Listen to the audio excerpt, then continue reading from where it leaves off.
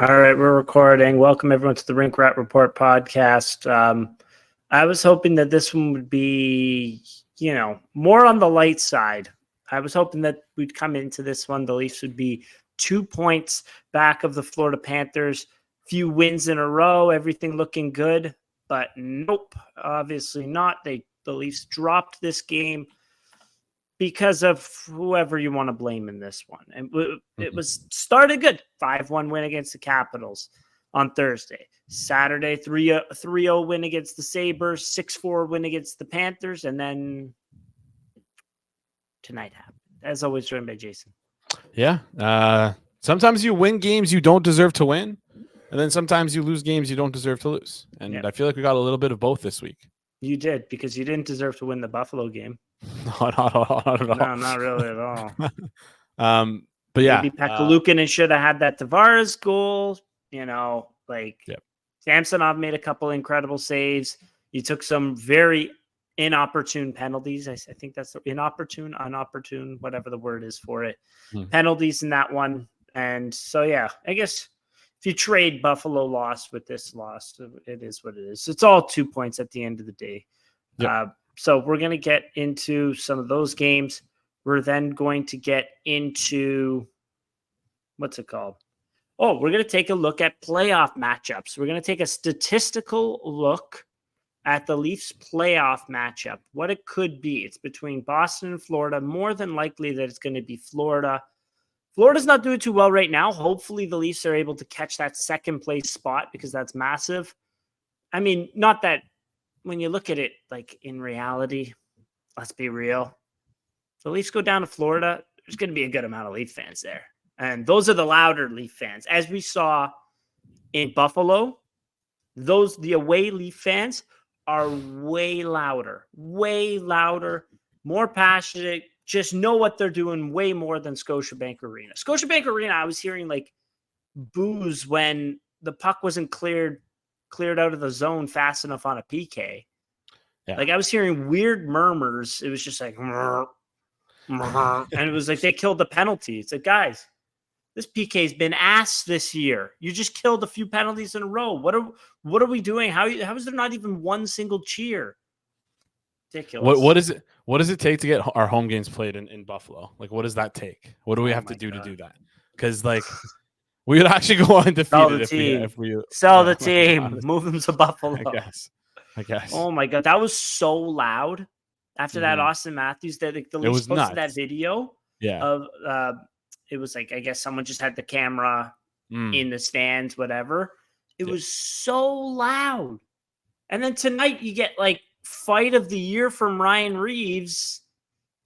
I didn't feel any different from like the noise coming through the TV. Like I wasn't there. I can ask people that were there, but just that the crowd sucks. You need to like instruct them how to cheer almost. You need to like give them set like cheers almost. Yeah, like we got it, honestly. And I guess my God, I guess that starts with us. I don't know. We got to start cheer. Yeah, we got to start writing some cheers that like 6-year-old men would be comfortable because that's all that's there. Essentially. Yeah. Anyways, before we get into all that, we get into some more complaining of myself. This episode is brought to you by the spring cleaning champions Manscaped. This season, make sure to groom your carpets and the drapes with the leaders in the below-the-waist grooming. Clear out that winter bush with Manscaped's Lawnmower 5.0 and watch your confidence bloom. Like the springtime flowers, embrace the season and join the 10 million men worldwide who trust Manscaped with our special offer. Go to manscaped.com and use the code RINKRAT, that is RINKRAT, for 20% off and free shipping. I know someone that just bought it. They said they love it, the sprays, the everything. So check it out, manscaped.com. Promo code RINKRAT, RINKRAT.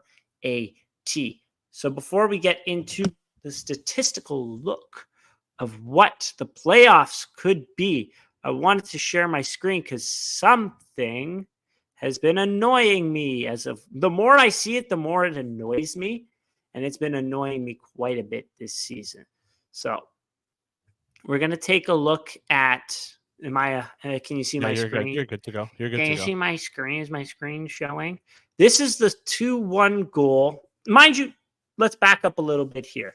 Sheldon Keefe, and we saw it in the game against the Panthers, has not really been like line matching and playing the optimal lines, it feels like. He's giving guys more of a chance and seeing if they can step up to the opportunity. So this is Tampa Bay's first line against the Leafs' fourth line out there. 1-1, beginning of the second period in the defensive zone. So he's kind of challenging them. Like, hey, I want to see what they can do. They had a good first period. Very, very good first period. So on this play, I believe it's Radish sends it into the corner. Kucherov goes to chase. Lyubushkin knocks it back up into the corner. I'm going to stop the video here. TJ Brody is going to chase Anthony Duclair up the wall. That's what he's supposed to do in this scenario. If we back it up, David Kampf is watching Braden Point in front of the net. So essentially, if you look at it like defense in front of the net and then forward up high, essentially Brody and Kampf are supposed to switch places kind of in this, I suppose you could call it. They're supposed to switch places. Brody is supposed to continue to chase the puck carrier up the boards. David Kampf is supposed to fall back and support the front of the net here. So that's what happens. Lyubushkin knocks it up the boards. Brody goes to chase Anthony Duclair. He puts the pressure on him. Duclair throws it back behind the net. And instantly in a one-touch pass, a beautiful one-touch pass, Kucherov is able to get to the front of the net, and Braden Point makes a beautiful move around Joseph Woll. Really nothing that Joseph Woll can do here. I can't see if he's scanning or not, but maybe Woll could. No, that's up to the top. No, he had no chance on that one. He had no chance on that one. But if you watch what David Kampf does on this play, he's supposed to stick to the front of the net. Instead, he peels out. He starts to play kind of the center position again, but no, you're supposed to be in front of the net, leaves Braden Point wide open, and bam. Why am I complaining about this specific play? Why am I complaining about it now? I don't like it. I don't like how the Leafs are not playing. I don't think they have the personnel to be playing this way.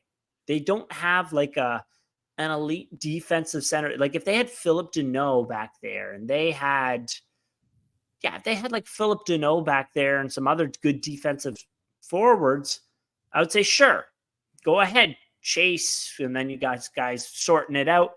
They don't really have that though. They don't have the Golden Knights center depth or the Golden Knights defense to be able to do this. Like, I think if you really were to keep it as like a zone or like a box, like keeping the defense in front of the net. If Brody doesn't chase here and you sort it back out, I think you're fine. You're putting the onus on David Kampf to make that read, which he's supposed to be a defensive center.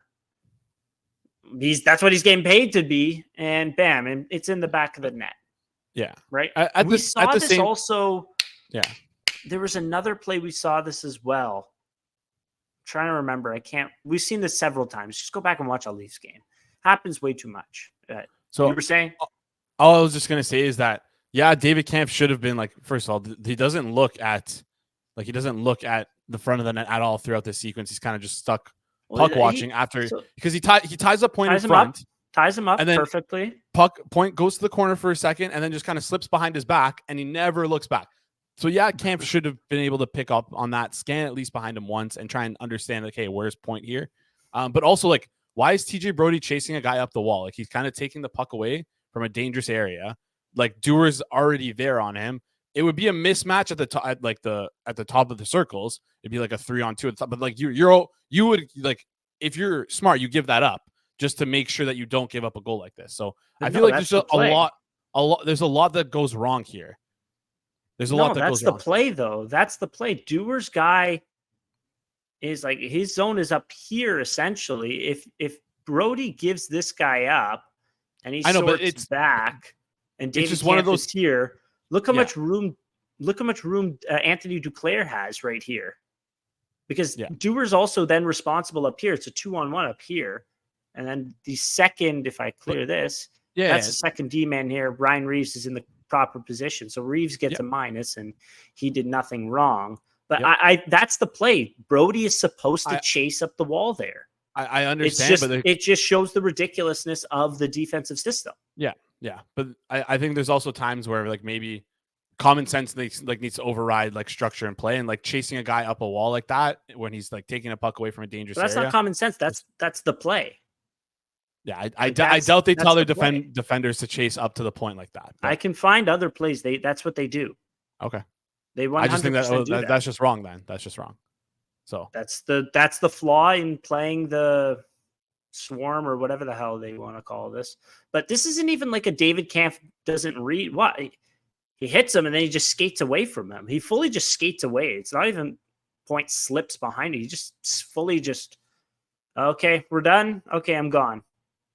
And like David Kampf should know that that's not the system. You got to stick with the front of the net like you did there. The other play that I want to break down, I thought Joseph Woll was good in this one up until this goal. This was a pretty shitty goal.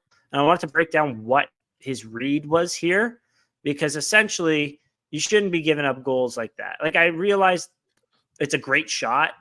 Paul has time and space, but it's the top of the circles. You really should have that one. And what happened on this one was, so Riley's got it played pretty well. It's a 2-on-1 back pressure from Timmins. So is the passing option there? Like, it shouldn't be theoretically. Like, is it there? Maybe, kind of, sort of. But Joseph Woll's got to be more kind of set on this one. He's got to be more set on this one. And he's got to be more confident that his team's going to be able to block that pass. And he can't be giving up. He's got to get his feet set on this shot here, essentially, is what I'm trying to say. He doesn't. He continues to fall back as if, hey, like, from his momentum, if that pass comes, he's ready to go. He's great. He's in great, but he doesn't play like the pass doesn't come. And when you watch his hands here, he doesn't quite react. He tries to, and then it goes right over his shoulder. And he's like, I give Craig Simpson shit. He said he was deep on this one. You know what? He probably could have held the line a little bit better on this one. Like, he's not totally deep, but like you could see him falling back. Like, he starts from the top of the crease, he's falling back and then right over his shoulder. And why is that? Well, he's expecting that pass to come. It doesn't. Like, it's Nick Paul. He's not the greatest playmaker. You got to, respect the shot of you got to respect the shot threat there a little bit more, I would say. So yeah, that's a good point there. I was just wondering what Morgan Riley's doing there, where he's like not blocking the shot and not really doing the best to block the pass, but like. No, he's passing. He's blocking the pass. If he were to pass to Joseph Woll there, I don't know why. I don't know why it's just a weird placement of his stick comes out from like the passing lane, and then like he takes. But then he stops. He gets rid of it. But then look, not only that, instead of using his stick and like blocking the passing lane like you should, he kicks out his foot to be like, "Oh, got you now." See, and now I got it. Like, I don't know. He did not play it very well. I wouldn't fault Morgan Riley, but giving that much gap to Nick Paul is a little bit crazy there. Mm-hmm. I mean, when you look at it, you do have to respect the 2-on-1. So that's why he did. But yeah, he didn't play that very well. So that's all. You can stop sharing my screen now. Yeah. So, it was, that was, I don't know. I come back. Yeah, you're good. It was one of those games where it was. Every single chance that they gave up were good chances. Came with time and space. Yes, quality, time, space, off the rush, a breakaway from Nikita Kucherov in the third period. Tampa Bay, Leafs haven't played them in a while. They complain so much. My goodness gracious, it's insane. But like you said, like there was the first shot of the game. That screen was ridiculous to see through. Like, that was just it wasn't like Joseph Woll wasn't trying to see through it. The pass came from his left to his right. It came up top. He couldn't see it because of the screen in front. Okay. The right side, looking through the right side of the window there was not available. He goes to the left side. Hedman is on the right side of that screen, though. He sends a shot through, seeing a shot that hit the post and in. Woll's looking through the left side, it's coming through Bertuzzi, so a double screen there, and then it goes in. Like, that's a really, really tough one to stop. Unfortunately, it's the first shot of the game, so that is kind of a bit of a backbreaker there, and really shitty. But like, you look at the third goal. What happens on the even on the first goal was a mistake in the neutral zone by Jake McCabe. The third goal was Jake McCabe pinching on a 4-on-2. So I'm not really sure why he was doing that. Terrible defensive play by the forwards as well. So as you can see, one person made a mistake, and then it just snowballed, and it snowballed, and it snowballed, and then it ended up in the back of the net. So in this one, like, overall, pretty good effort from the Leafs. Got some chances, weren't able to capitalize. Like, I thought offensively they were pretty decent in this one. Just defensively, one guy made a mistake, and then the next guy made a mistake, and then the next guy made a mistake, and then the next guy made a mistake, and then it was in the back of the net, right? Because even Joseph Woll made some good saves in this one. Don't forget that. 2-on-1 save, pass across, makes a save twice to end the second period. Stamkos, time and space. And then what happens later in that play? Stamkos, time and space, puts it in the back of the net. There was a few other plays, time and space in front of the net. He makes a save. Like, does a bad goalie make 7 or 8 very good saves in a game? No, it's just the Leafs gave up a ton. It felt like the New Jersey game just all over again. Yeah. Anyways, well, I'm rambling, it's fine. It's important to note as well, like, at least like the 2 forwards are not like there's 2 current forwards on this, like, the team that played tonight that are not going to be in the lineup come game 1, because Marner and Yarncrook. Marner's back Saturday. Marner's supposed to be back. Yarncrook I think he's supposed to be back. Like, have you heard anything on him? I haven't heard anything. I'm just assuming. Maybe I'm wrong doing that. My dad asked me. I'm like, I don't know. Like, I think it might be one of those things they hold him out precautionary. I feel like it's weird. I feel like they would have said that he would have been out for at some point for the playoffs, like they did with Liljegren, which I guess we'll touch on now. Just bringing him out up for the playoffs? He's not. He's week to week. I didn't know this. So he's going to be. He's not day to day. He's week to week. And when you're week to week, was it 3 weeks out from the playoffs? That's not the best. I mean, I guess he could come back in the 4th week, but yeah, it's it muddies the water here. I forgot they said he's going to miss some time with that one. And the way that I think this happened in the what was it, the Thursday game? Who did they play? Washington, 5-1. Capitals.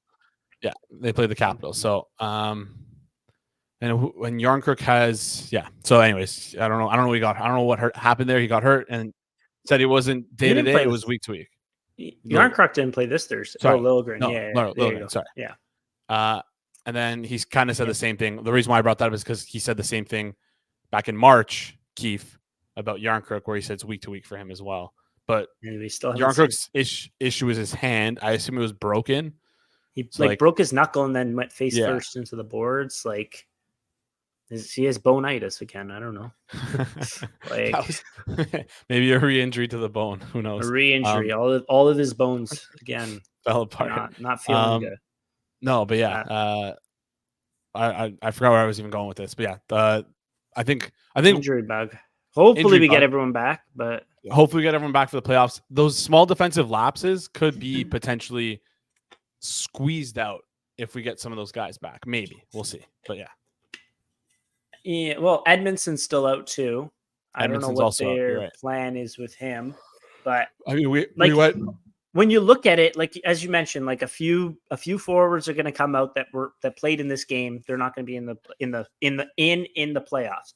Maybe 1 or 2 defensemen that played in this game are not going to be playing in the playoffs. Here's the thing. As I mentioned, Jake McCabe was terrible tonight. That guy's going to be playing in the playoffs 100%. So just a bad game from him. I like Jake McCabe. He's a great defense. He's a solid 3-4 defenseman. He was terrible tonight. Gave up a lot. Didn't do much offensively. So that's where it's kind of like, haha, that is interesting. But just overall in this one, like, you got some offensively and then you gave up a lot defensively. Like, again, on that third goal, it cannot be stated enough how bad of a line change that was for Max Domi and Tyler Bertuzzi. Matthews changes.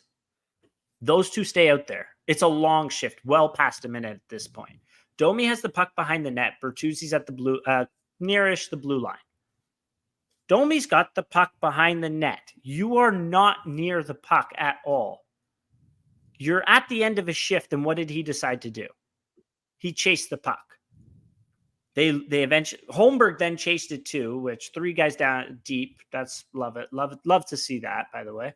Not that Holmberg was really, I probably could have stood to come back a little bit further in that one, but whatever. He's the least of my worries on this play. But the puck starts to come the other way, and what happens? Domi and Bertuzzi are gassed, and they go up, line change. And then that's mistake number 1. And then Jake McCabe pinches at the blue line. That's mistake number 2. Then we got an odd man rush, and Steven Stamkos buries it in the back of the net. That's just the kind of night it was tonight. Just stupid mistakes that cost you. Yep. Anyways, not that it was the terrible game. It's just bothered me. It bothered me to see those mistakes. Yeah. But overall, yeah.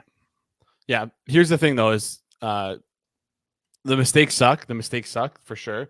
But the Leafs do feel like, in general, if they can just, I know this sounds like cliche, like shore it up a little bit more defensively, I think the overall game is still good. And I think that's that's special important. Like too. Special teams, special plays, special players. Yes, brother. But I think that's the important thing is as we're getting close to the playoffs, the structure and the system, the bones of it are at least there. Just got to clean it up a little bit defensively, just a little bit, right? So, exactly. I'm not too happy with it. So unfortunately, in this one, to stay very cheery as we are, we talked about the one loss. The Leafs did have 3 wins in this week, and it felt fantastic. It felt fantastic to see those wins. As you mentioned, the Buffalo one was probably not deserved. Did you say that on the air or before? No, I said that. Yeah, I said that right as we started. We won one that we should have lost, and we lost one that we should have won. Exactly. I don't know if we should. I really don't know if we should have won the Tampa Bay game. It feels like there's a couple of things. Listen, you only score 1 goal, you're never going to win the game. But no, it's very, very unlikely. A couple good chances though, like that Matthews pass to Bertuzzi, like that was. And then he fanned on it. Yeah. What are you going to do? Matthews had a couple great chances in this one. He was fantastic. Other than that, nobody else really had the most. Like McMahon had a good chance here and there.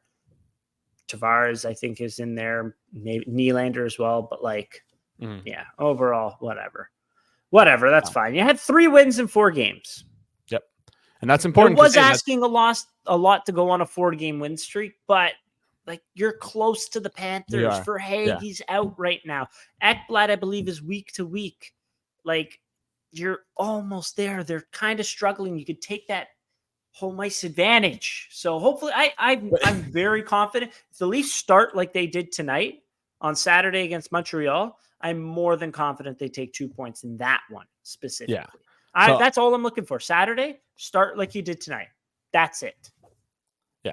I know I kind of say this more tongue in cheek as a joke, but also kind of true. Do we even want home ice advantage? Do we even want that?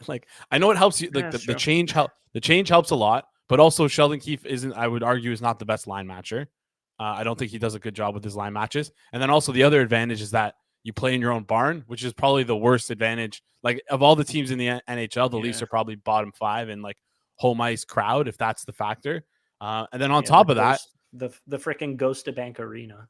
Yeah, it's crazy. So I don't know. I'm curious to see what the Leafs record is home versus away, and what their record is expected to be home versus away compared to what it actually is. Because I feel like our away record is better than expected, and our home record is worse than expected. Last year when you look at it, so in the playoffs last year, didn't they have a losing record? They split 1-1 the first split. They went 2-0 in Tampa. They lost when they came back here in Game 5, so that's 1-2. They won in Tampa, so that's 3-0. They started off the first 2 home games against Florida 0-2. They go 1-1 to Florida. They win 1, lose 1. Yeah. They come back home. They lose. So is that a losing streak of 1, 2, 3, 4 games in the playoffs at home? I think 5 games. No, 4. They won the 4? second one. Oh, Because yeah. remember last year, the season before was the Leafs thumped Tampa, Tampa thumped them. And then this year it was Tampa thumped them, and then the Leafs thumped them back. Mhm. And then after that, when it was 1-1, everyone's just like, I have no idea how the series is going to go. And fortunately, the Leafs won. So yeah. have that. 1, 2, 3, 4. Yeah, you're right. They're 4-game losing streak at home. So yeah, we don't want it. Actually, never mind. 1-5 in their last Florida. 6 at home. Not good. Not good. Interesting. But anyways, before we get, I guess you want to get into the. Let's get into some stats.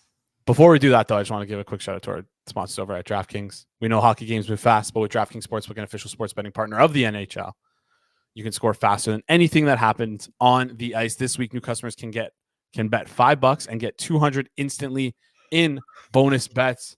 Listen, we've been tracking the hard odds on DraftKings on this podcast since we've been doing these DraftKings ad reads, and hard odds aren't there anymore. Hard odds are off the board. Last time I checked, Matthews was 20-1, but now that he's getting closer to 70 goals, maybe he goes a little bit down, a little bit. Maybe you get him a little bit worse odds in the future. But right now, what I'm looking at and what I'm seeing is to win the Stanley Cup. And on DraftKings right now, the Toronto Maple Leafs are 14-1 to win the Stanley Cup. And I'm not even kidding you when I say I don't remember I've ever seen a Leafs team this late in the season have that high of a number. Say what you will about the team, say what you want. Don't bet it on my word. Don't make your own informed decision here. But it's just interesting for me to see 14-1 for the Leafs with the sentiment around the team right now. But yeah, download the DraftKings Sportsbook app with code THPN, and new customers bet just $5 on the NHL and get $200 instantly in bonus bets only on DraftKings Sportsbook with code THPN. The crown is yours. Gambling problem? Call 1-800-GAMBLER or visit www.1800gambler.net. In New York, call 877-8-HOPE-NEW-YORK or text HOPE New York 467-369. In Connecticut, help is available for problem gambling. Call 888-789-7777 or visit ccpg.org. Please play responsibly on behalf of Boot Hill Casino and Resort in Kansas. 21 plus, age varies by jurisdiction. Void in Ontario. Bonus bets expire 168 hours after issuance. See dkng.com/hockey for eligibility and deposit restrictions, terms, and responsible gaming resources. NHL and the NHL are registered trademarks of the National Hockey League. 14-1 is kind of crazy, but it is. Who has the highest right now? Do you know? Who's Carolina's plus 650, Panthers plus 700, Avs plus 700, Oilers plus 750, Rangers plus 900, Dallas Stars 10-1, Boston Bruins 10-1, Vegas Golden Knights 12-1, Canucks 14-1, then Leafs 14-1. So yeah, I'm excited because it seems like the Leafs are going to be an under, like just based on this, they're playing either Florida or Boston. I doubt home field advantage flips their odds too much. So the Leafs are most likely going to be dogs in this. I mean, if they have home field, they'll probably won't be dogs in the series, but most likely right now with how things shape up, they will be underdogs in the series, which is going to be a lot of fun for me because Leafs are usually the favorite. Anyways. Yep. Let's get into these. Let's get into it. Yeah, let's get into these stats. I wanted to point out something. Since February 1st, in terms of point percentage in the league, the Leafs are 6th. 6th in the league in points percentage since February 1st. Since January 1st, I think they're like 10th or something like that. So not bad. Only actually, this is kind of great. The Wild are ahead of them. The Stars, Hurricanes, Predators, and Rangers. 18, 9, and 1 since February 1st. Some stats for you. But that's interesting because, yeah, not the crop of, I guess, Predators you expect to see in there, but not the Wild. I guess it's because they're forced to. The Wild, no, they're not in. they're not. They want to be now, though. They're not doing themselves any favors. Yeah. Not that like the Blues are creeping in there, but the Wild kind of out. They traded Connor Dewar to us. Mistake. Anyways, let's get into it. The Leafs. So I took the numbers from 5-on-5 numbers. The special teams, I don't know. I'll look at another time, whatever. And the special teams, especially in games 5, 6, and 7, are kind of non-existent if we're being honest. 1 through 4, like game 1, they will call penalties. Game 2, they will call a few less penalties. And then 3, 4, and progressively throughout the series, they call less and less penalties. This happens every single time. Cam Sharon, who we've interacted with him, we never really got to have him on the podcast. He's now with the Pittsburgh Penguins, though. He did a study. He looked at penalties called in series in the playoffs, and they don't swallow the whistle right away. They call penalties in the beginning of the series. However, after that, after those first couple games, the penalties start to go away. So that's where special teams in the playoffs in games 3, 4, if you have dog ass special teams, you're going to get sunk, obviously. But, you know, the margin in terms of power plays and penalty, like the margins in terms of special teams kind of diminishes the later you go in a series. So I decided to look at 5-on-5. Another thing to take a look at it 5-on-5 as well that you have to take into consideration. The best players on your team are going to be playing more. Proportionally, they're going to be playing more than what they did in the regular season. By how much, I have to take a look in. I still have to like run those numbers to see like what, you know, because like, for example, the Leafs have a 50% Corsi, 50.54% Corsi for on the season. But your fourth line, you know, you're going to cut some minutes from there. You're going to cut some minutes from your third line. So now what is the Corsi for when it's your top 6 playing way more minutes than the rest of them, right? So I didn't do the math on that. That would probably be a little bit more important, but I didn't. I just took a look at plain old 5-on-5 stats between the Leafs, the Bruins, and the Panthers. Because there's an outside chance they play the Bruins, but it's most likely they're going to be playing the Panthers. So what kind of teams are we looking at? What would be your first question, Jason, in terms of these numbers? What my question? Well, there's like one number that sticks out to me, and I don't want to like rob you of like giving that away. The biggest number that sticks out to me is where the Leafs right now. So what you put together here is where the Leafs rank compared to the rest of the league, or where each team ranks compared to the rest of the league in 5-on-5 goals for and against, expected goals for and against, and expected goals, or sorry, goals percentage and expected goals percentage, along with scoring chances for percentage as well, shooting percentage and save percentage. Get a little PDO action in there. The biggest shock to me is the Leafs are the best team at scoring goals at 5-on-5. Bingo, yes, they are. They are number one. They are number one in goals for at 5-on-5 in the NHL. How crazy is that? That blew me away. I was like, I couldn't believe it, honestly. And it's funny because when you told me to look at this, it's literally the exact first thing I said. I'm like, this cannot be right. Or this is right. And you told me. I double checked it. I didn't think it was right either. No, it's right. As of these stats are, I will say this, from Natural Stat Trick, these stats are, I was doing this last night. So it didn't take into account last night's games.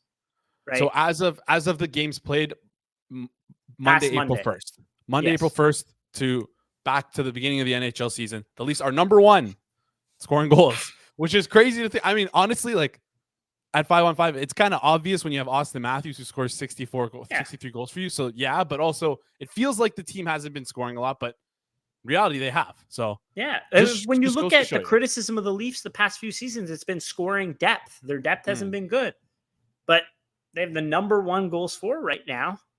Like, and when you look at it, kind of the guys that have been.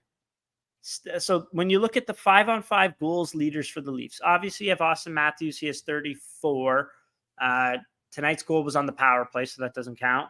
Number 2 is William Nylander at 22, which is pretty good. Number 3 is Mitch Marner at 16. After that, it is Tyler Bertuzzi with 14. Matthew Nyes with 13. John Tavares with 12. And then, like, McMahon and Robertson with 11 is nothing to sniff at, right? Or if that's the right, or nothing to turn your nose at, but whatever, right? So that, like, that's 1, 2, 3, 4, 5, 6, 7, 8 guys with double-digit 5-on-5 goals goal seasons. I didn't compare it to last season, but whatever. And then also, like, Max Domi has 39 5-on-5 points this year. That's pretty impressive. Pretty and that's good. good for fourth on the Leafs right now. Yeah. Like, and then when you take a look at, say, Boston's got a good amount of 5-on-5 goal scorers. I will say that. But if you could guess who are the leaders in 5-on-5 points for the Boston Bruins, can you guess them? I got it spoiled for me. So one of them is who's number one? David Pasternak. Obviously. You would think Same number amount. 2 is probably Brad Marchand, or it was probably maybe like a Pavel Zacha or a Charlie Coyle, or maybe who I can't even think of any other like players who would get points on their roster. But yeah, Who is it?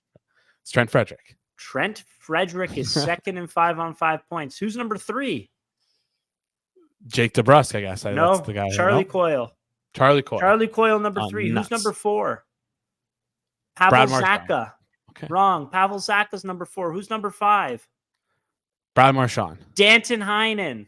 Oh my god. Number 6 is Brad Marchand. Brad Marchand. There we go. Brad Marchand has, am I reading this correctly? 14 5-on-5 goals, which is not bad. Same as Bertuzzi. 13 5-on-5 assists for 27 points at 5-on-5. That's not a lot. A lot of his production is now coming on the power play. Pretty interesting. I mean, Trent Frederick has been like, that's great value. That's a guy that doesn't play like a ton. Well, actually, he's getting some good minutes. Mm-hmm. Now that I look at it, 12.48 5-on-5 minutes per game. That's decent. Danton Heinen has been a very big surprise for them. He came in on like a PTO, and to have more 5-on-5 points than Brad Marchand, that's exceptional value. So yeah, that was a good sign for them. Got to give him credit for that, of course. Yeah. When you look at the Panthers, like, I'll actually, it's not that surprising. Verhaeghe, Reinhart, Barkov, Tkachuk, Gustav Forsling's a great player. Evan Rodriguez, no surprise, 7 goals at 5-on-5. He is shooting 5.38%. Like, and you think, the regression monster is going to get him. No, he always just shoots between 5 and 6%. He seems just like one of those career shooters, which is why so many he shoots like Alex Kerfoot. Yeah, he's like that. He's like the typical guy that like people who only look at expected goals numbers could fall for, because he has such great expected goal numbers because of shot volume. But he's bad at converting, which is a step that needs to be accounted for. But you want to hear the funny thing about Evan Rodriguez's shot? Like, just shooting the puck, he's not a good shooter. His one-timer is exceptional. I remember I watched him pretty extensively, like before free agency, to see how much is he going to get, what's he actually worth. He had 6 power play goals for the Avs, which was like second on the team in 5-on-5 in power play goals per 60, because they would tee him up one-timers and you drill them. He gets such good velocity on the one-timer, but his actual shot is just not very good. So anyways, let's get into some. Yeah, go on. I was just going to say, it's one of those things where it's like, obviously, like you're never going to be stationary. So it's like, if you have a good one-timer, that's good, but you got to learn how to be able to skate and shoot anyways. But it's the way that he's able to get like velocity off of it. It's the way that he's able to flex the stick off the one-timer that for some reason he just can't do at 5-on-5. Well, simply because you're not teeing up slap shots, really. It's a snapshot. So kind of funny to see the disparity in velocities like that. But anyways, so you buried the lead between the 3 teams. Goals for rankings between. Yeah, this was 5-on-5 per 60 goals rankings. I believe all. Anyways, well, it Leafs were 1. It shouldn't change too much. Yeah, Leafs were number 1. Boston Bruins were number 6 in the league. The Florida Panthers were 25th in the league in 5-on-5 goals for. That's crazy. The Panthers being that low is really nuts, but also like they've had the best. They've been like the best expected goals team. No, percentage wise. We'll get into that. Sorry. It kind of shows. We'll go through the numbers and add some context and put the numbers together to kind of paint a picture, because if you look at one number, it's not really going to tell you much. And yes, to confirm, this is 5-on-5 goals for per 60 for these teams. Leafs had 181, Bruins have 164, and the Panthers have 139. So that's how many pucks they put into the other team's net. How many pucks do they allow into their own net? Well, the Panthers are second in the league in goals against.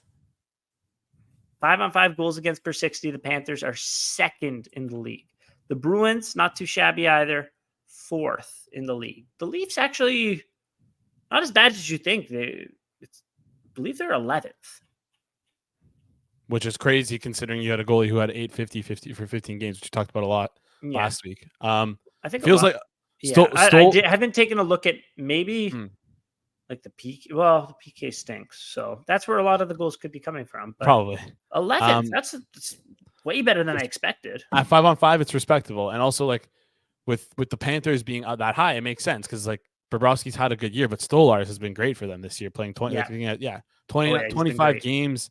What is it? 920 save percentage for him. Same thing's happening over in Boston, where you have the guy who took the crease in Swayman. And then 916 over 40 games. Yeah, not as good. Up and down, but still been good. Hey, like 917 over 30 games. Who gave up? Whose goalies gave up 5 goals to the Leafs on Monday? Florida Panthers. Don't forget it.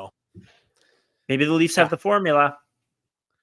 I'm just kidding. I don't take that seriously, please. The thing is that none of these goalies scare me. Maybe I'm going to knock on wood with this, but have scared me as much as playing Andrei Vasilevsky or Tuukka Rask. Maybe that's a crazy take, or Carey Price for that matter. Honestly, that's true. Like maybe Bobrovsky. What did Bobrovsky do to the Leafs last year? He did. No, he cooked us. But we've seen Bobrovsky do that multiple times, where it's like, I feel like he's a leg below the guys I just listed, in the sense that like he has those like stretch runs where he's just lights out, but also he's very susceptible to being not that much sometimes. He's very hot, very cold, Exactly. Well, he's won the Vezina twice. He's getting up there in age. He's a good goalie. Don't get me wrong, but like his career is fantastic. Fantastic career. With the Panthers, yes. Very, very, very up and down. But this season has been an up. Seemingly, this season has been an up. I will say this with Vasilevsky. Like, a lot of people were saying, he was injured last playoffs. That's why the Leafs were able to cook him. What happened to the first 5.5 games of the series before that from last year? He turned it on halfway through game 6, and game 7 he was lights out. Before that, he was terrible. Is that that's not a hot take? He was not very good in the 5.5 games before that. So the Leafs played a style of offense that he didn't really like, it seemed like, for 5.5 games. Unfortunately, game 7, whatever. We don't have to recount that. Anyways, let's get into it. Goals for percentage. So that is like essentially your goals for versus your goals against. What is the percentage there? The Leafs are 5th in the league. 5-on-5 goals for percentage. 5th in the league for the Leafs. 3rd for the Boston Bruins. And 7th for the Florida Panthers. So all pretty close in that respect. The only, all pretty close. Like, it is kind of stark to see the differences between them, because like Leafs number 1 in goals for, but then of the 3 teams, they're the worst in goals against. Like Boston middling in both of them. And then the Panthers are at both ends of the spectrum for goals for and goals against. So pretty close together, though. Yeah. Where it gets interesting, though, is when you dive into like the expected numbers ranking. They're not the be all end all, but I think it gets really interesting when you take a look at that. If you don't mind something. It does say something. You want to go through that, because I also want to bring up, I need to find a different number. So go through the expected goals numbers compared between the 3 teams. Yeah. So of course, like, listen, if you're like the Leafs expected goals numbers, they're a little bit worse than their actual goals number, but also I think that makes sense with the way that the team plays. The team plays definitely a more high event style of hockey, and they have some better finishers than they've had in the past. So if you look at the Leafs team as a whole, they have a bunch of like shooters who are quality shooters who on average, if you look at their career, probably outperform their expected goals for year over year, right? Like majority, like I would say on the balance of all, if you were to have like an average of expected goals for versus actual goals for of the Leafs players currently on the roster, the majority of them over their career would be positive in that aspect. Expected goals against now, this is where the issue is. We're pretty low. We're 18th in expected goals against, 8th in expected goals for here. That leads us to 13th in the expected goals for percentage. That's ranked within the league. When you look at Boston, though, Boston expected goals wise is a middling team. You could say the same thing about them where they might have some stronger finishers, but I don't know the game of Pavel Zacha and Charlie Coyle too well. Can't look Trent back Frederick. into Trent Frederick as well. I don't know. Hey, maybe those guys are career guys who shoot above their expected goals for, consistently outscore their expected goals number. But 15th and 14th, respectively, for expected goals for and expected goals against for the Bruins, puts them at 17th in the expected goals for percentage rate. And that kind of tells you a little bit about the Bruins here, in that they're probably getting some good scoring luck. But on top of that, their biggest strength is their defense and their goalies, and how they play in zone defense and how they protect their goalies and how good their goalies are, period. Because they have the best tandem in the league. I think that's fair to say. So that's like the scary thing. Just like using these two numbers, putting them together, the actual goals versus the expected goals. When we think playoff matchup, that's like what we're going to run into when we face the Boston Bruins. Now, on the other side of the coin, the Florida Panthers, they've been one of the strongest teams, in expected goals throughout the season. They've taken a dip now because they're on like a 2-7-1 game streak in the last 10. They haven't been playing very well. That's good to see if you're a Leafs fan, because, hey, hopefully that can carry into the playoffs for them. But they are 7th in expected goals for, 4th in expected goals against, and 5th in expected goals for percentage. I'm curious to see what that would look like if you did from like March onwards. Small sample, I know, or even February onwards. They'd be much lower because they were up at number 1 for majority of the season. They were at the top in expected goals for and expected goals against for majority of the season, and that's now slowly come down. But one thing is for certain, though, and this might be, again, what we talked about, where maybe the Florida Panthers have built a team where what I mentioned about the Leafs earlier, maybe it's the opposite of that, where, hey, they have a bunch of really good guys who generate what we like to think are quality chances, but career-wise, they don't convert on them. Guy we talked about, Evan Rodriguez, it's great case in point there. So they're 7th in expected goals for and versus 25 in actual goals for. It's a little interesting. At the same time, they're only shooting 7.4%. We don't know. We don't really know. But I think when you go up against the Panthers, you get a better overall team than the Boston Bruins. Just 5-on-5 guys. That's what it seems like. And like when you look at it from last season, actually, like the Panthers barely slipped into the playoffs. Remember that, right? But when you look at their underlying numbers, like just the expected goals wise, I don't have the micro stats here. They were so expected goals for percentage ratings last season at the end of the regular season, 5-on-5 expected goals for percentage. Carolina was number 1 at almost 60%, which is ridiculous. New Jersey was number 2 at 55.99. Calgary, number 3. They didn't even make the playoffs, 55.48. Penguins, 53.92. 0 finishers on that team. The Panthers at 1, 2, 3, 4, 5, at number 5 in the league, 53.78. So some solid underlying numbers there, which is interesting. The Leafs were number 7 on this one, and then the Bruins were number 8. When you look at goals for percentage last year, number 1 was far and above the Boston Bruins. They were at 63.58%. The Kraken were second in the league at 56.64. Leafs were actually third last year. Almost 7% above the second place. But we looked at it last year. What was happening with the Bruins? Why were they able to play so well despite their underlying numbers being like closer to top 10 as opposed to number 1? It was goalies were making huge saves. Players were scoring on their opportunities. This year, to like a lesser extent, that's kind of what they're getting, but their underlying numbers are even worse from the year before. So you better hope that Swayman steps up really big in that series, because if he's middling, you're gonna have a tough time. So just from what I've seen this year, and kind of listen, I like Jeremy Swayman as a goalie. He's one of Great like goalie. my guys. He's my guy. He's one of my guys where I have a bunch of guys around the league who I just kind of like to follow and just like box score follow them, just because like I whatever, from my days of playing fantasy, they're on my team and I feel like I got them before they had the call. He's one of my guys. But watching him a little bit more this season and seeing the Leafs play him a little bit more, he's kind of a diva, a little bit of a diva, and I think that's the kind of guy who you can get in his head a bit. You can get in his head. So based off what we're looking at here, I want to lean towards a Boston matchup. Maybe that's crazy. Listen, we're going to be playing one of these two teams regardless. This isn't me calling my shot saying give me one, give me the other. If I had to, we want Boston. I don't want any of these teams. I don't want any of these. If I had the choice, give me the Washington Capitals. That's who I want, right? Like, if I had the choice, give me the San Jose Sharks. Yeah, like somehow. No, give me the Philadelphia Flyers. You know, like let's hop over into the other division and get the Philadelphia Flyers. But no, that's not how it works.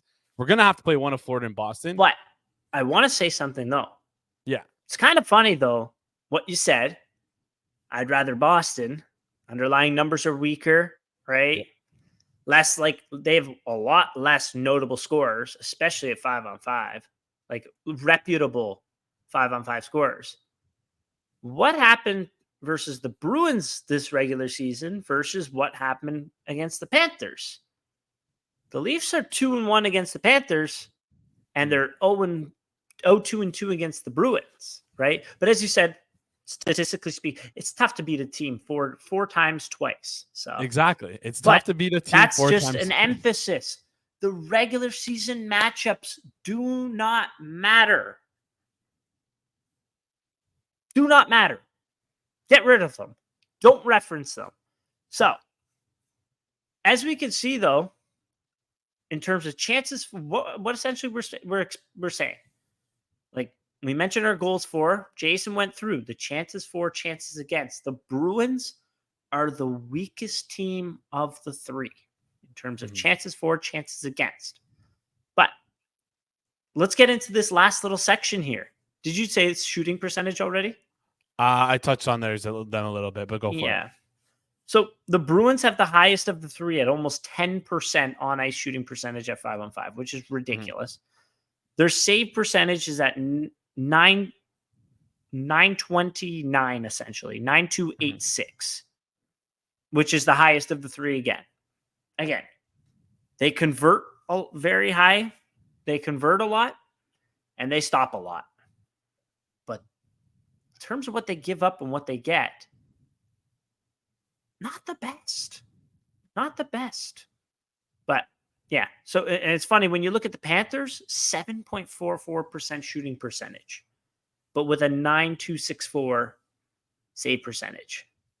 Like that's pretty stark in terms of the differences there. The Leafs are actually they're on the very low end for save percentage, 9.134, and shooting percentage at 9.71, which is pretty high. But like as we've seen, like a great example, of course, it's year round, but with the Leafs, like shooting save percentage, we're only that low because again our goalie played terrible. Maybe that's like the wrong way to look at it. But right now, like who knows, right? Like he's hot right now, so maybe we're 9-16 since January 1st, but that didn't include the Panthers game, so true. Probably not 9-16. Anyways, it was 9-16 going into the Panthers game. But anywho, so I do want to say, like, Matthew Tkachuk's shooting percentage this season is actually like pretty low. Can you look up what it was last season? Because at 5-on-5 this year, he has 12 goals, 20 assists, 32 points. It's not good for fourth on the team. And he's shooting 9.23%, which I feel like is low for him. And this is the lowest of his entire career. The only time he shot below 10% was 9.2. That was back in his first year in Calgary. Career-wise, he's a 12.6% shooter. That's at 5-on-5? At 5, sorry, that's actually not at 5-on-5. I apologize. I should have been looking at 5-on-5. Where is his 5-on-5 shooting percentage? What site are you on? I'm just gonna use Natural Stat Trick because I'm go ahead. We'll filibuster. Anyways, in terms of his individual expected goals, he is like below his actual goals. He's 12.65 individual expected goals. How many goals you would expect he would get based off the chances of his shots, the quality of chances of his shots. He has 12. Did I read that wrong? No, I did not. 12 goals on the season right now. Like, they got some good shooters on this team, but overall, like Verhaeghe and Reinhart can score from distance. Fantastic shooters. Barkov's a pretty good player too. He has 13 5-on-5 goals, which isn't great, but I don't know. I haven't looked at him historically. But like when you look at like Lundell is at 11 goals, and he's like Lundell's not really putting up any points at 5-on-5. As we mentioned, Rodriguez has trouble scoring at 5-on-5. Sam Bennett this season has 11 goals and 9 assists at 5-on-5, 20 points at 5-on-5, 20. That's it. That's not a lot at all in 63 games, but 25 on 5 points. It's pretty terrible, right? And then, like, yeah, you look at the rest of the roster, like Brandon Montour is a good defenseman. He's not having the best year. The one interesting thing that I found with the Panthers is that they actually don't play Aaron Ekblad very much at 5-on-5. It's very interesting. When you look back at the series last year against the Leafs, they played Mark Stahl over him.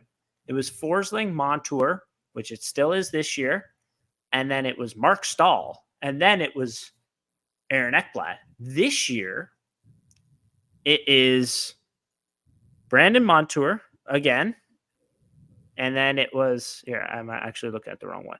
Here it is. Brandon Montour, 17.65 on 5 minutes per game. Gustav Forsling, as you'd expect, 17.1. Those are their top two guys. Number 3 is Nico Mikkola. The guy they got, he was Blues and Rangers last year. Interesting. And then after that, a full like minute 0.3 less is Aaron Ekblad. Interesting, isn't it? A little peculiar, if you ask me, but you'd think they, but like it's not even like Mikkola's numbers are that good, or that like they start him in more difficult spots. Like I don't know what his competition is, but like he gets more ozone starts than Ekblad, and he has a significantly worse goals for percentage. Expected goals for percentage is worse as well. I don't know. I have no idea. I have the Tkachuk shooting percentage if you want. 9% this year, 9.23 at 5-on-5.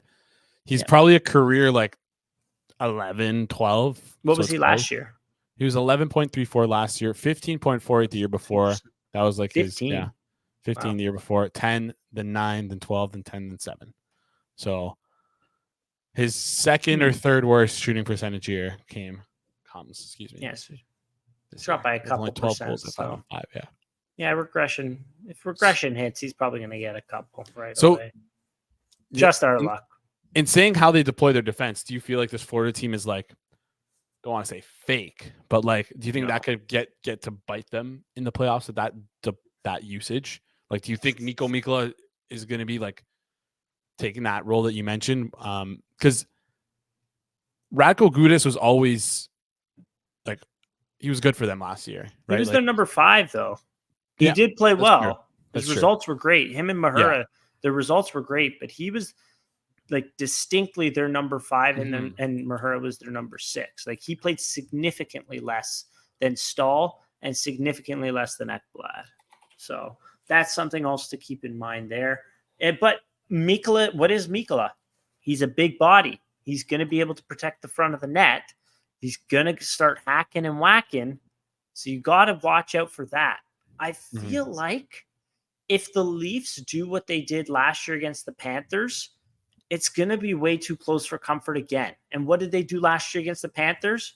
Get the puck, cycle it to the point, take a shot on net, battle it out in front, get essentially lumberjack chopped to no end in front of the net, and then goes in, it goes in. They need to use the passers that they have on this team. They need to use like their Domi speed, their Nylander speed that they have out there. and get a little bit more creative. It is a little bit more difficult because you don't have the best offensive defenseman. So in terms of cycling it to the point, but you need to be able to win. I feel like instead of what they tried last year and what the Hurricanes tried last year and what both those teams failed at, I feel like you need to, keep it along the boards and cycle that around and try to get more movement in the offensive zone and get more creative and try to be able to generate more rush chances. With that being said, though, when you look at the percentages behind it and you look at luck and you look at all that, like,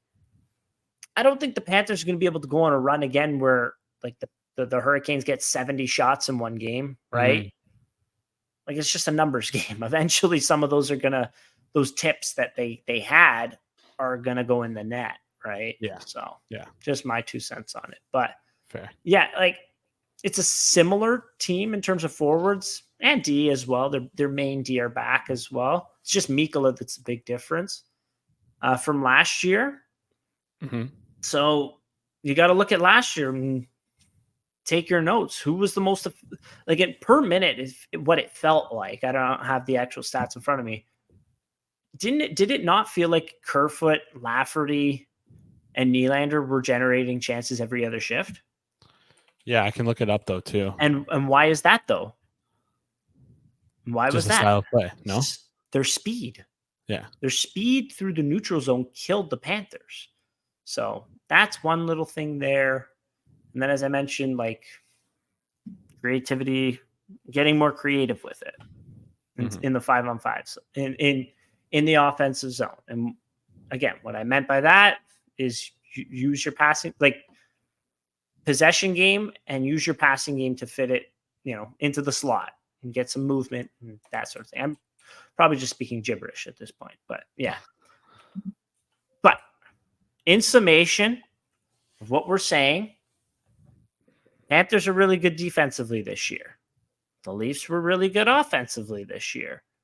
Not as good defensively this year. The Panthers did not put the puck in the net a whole ton this year, but also did not generate. They generated an okay amount of 5-on-5 chances. So, yeah. So who would you rather face? Who would I rather face? Like, based Pick off the one. numbers, you almost have to say. Like, based off the numbers, you almost have to say Boston. I feel like Florida's a bit of a sleeping giant. I don't like to judge a team based off of 10 games, right?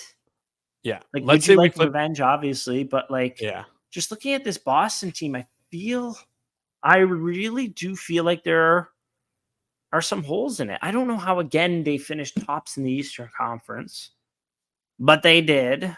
And yeah, I hope we can play Boston, honestly. I really do, just because I think there's so many, like, based on these stats, I hope it's Boston, but I feel like I'm gonna go off pure narrative street right now and just go like that's what I'm gonna take with this. Like, the way we lost 4 games to Boston this year. The way we played them feels like we shouldn't have lost 4 games to Boston. This team played really well, it feels like, against them. You don't think we could have grabbed 1 game off the Boston Bruins this year? Yeah, it was the second game, really. We lost 2 in overtime. Yeah, the first one you got outplayed massively. Samsonov played awesome. But anyways, I think this team would be most motivated. I think with the history of this team, would be most motivated to go against Boston. That's what I think. I don't know. I feel like more guys were here last year, though, against the Panthers. Maybe. It's you as a Leaf fan. You're pissed off because of 13, 18, 19. But right, I think at the very least, all these players are aware of the history that the core has gone through, especially the new players coming in. I think they're aware of the history. I think last year stung more, though. Like, it was last year. Yeah, because fresh, you get another shot at them. So maybe narrative-based, I would think it would be for this group. I think it would be Florida. Narrative-based, though, for you and me, it's obviously Boston because